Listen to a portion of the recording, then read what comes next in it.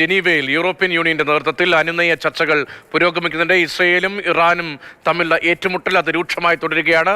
ഈ സംഘർഷം ആർക്കും നിയന്ത്രിക്കാനാകാത്ത സ്ഥിതിയിലേക്ക് ആളിപ്പടർന്നേക്കാം എന്നതാണ് UN സെക്രട്ടറി ജനറലിന്റെ അല്പം മുമ്പ് വന്ന പ്രതികരണം. ഏറ്റുമുട്ടലിന്റെ പുതിയ ദൃശ്യങ്ങൾ ഇരു രാഷ്ട്രങ്ങളും പുറത്തുവിടുന്നുണ്ട്, വാർത്താ ഏജൻസികൾ പുറത്തുവിടുന്നുണ്ട്. ജിജിൻ ജയപാൽ ഇന്റർനാഷണൽ ഡെസ്കിൽ നിന്ന് വിവരങ്ങളുമായി. ജിജിൻ, ഏറ്റുമുട്ടലിന്റെ ഇപ്പോഴത്തെ സാഹചര്യം, സ്ഥിതി എത്രത്തോളം സ്ഫോടനാത്മകമാണ്? അടിയന്തര പ്രാധാന്യത്തോടുകൂടി UN സെക്രട്ടറി ജനറൽ ഉൾപ്പെടെ ഇടപെടുന്നു, അടിയന്തര യോഗം വിളിക്കുന്നു. എങ്ങനെയാണ് ലോകരാഷ്ട്രങ്ങളുടെയും UNന്റെയും ഇടപെടൽ?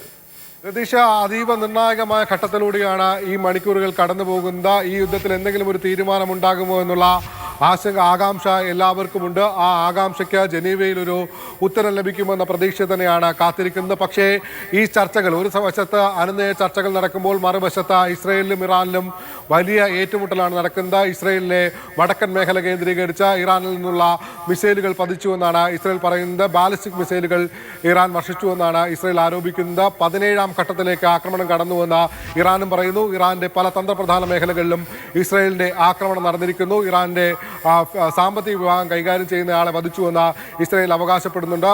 ജനീവയിൽ UK, ഫ്രാൻസ് തുടങ്ങിയ രാജ്യങ്ങളുടെ മേൽനോട്ടത്തിലാണ് ഇപ്പോൾ ചർച്ചകൾ നടക്കുന്നത്.